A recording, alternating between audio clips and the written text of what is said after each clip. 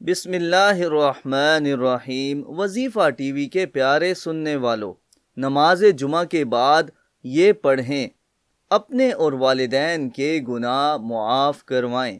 تو آپ بھی اگر اپنے اور والدین کے گناہ معاف کروانا چاہتے ہیں تو یہ عمل ضرور کیجئے۔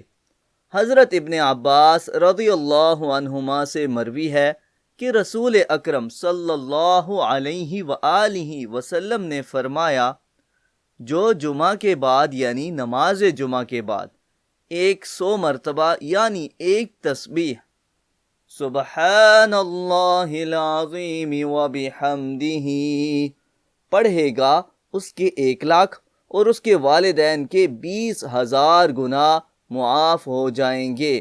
تو آپ بھی نماز جمعہ کے بعد یہ تسبیح پڑھ کر اس عمل کے مصداق بنیں، آگے شیئر کریں تاکہ آپ کے لیے صدقہ جاریہ بن سکے۔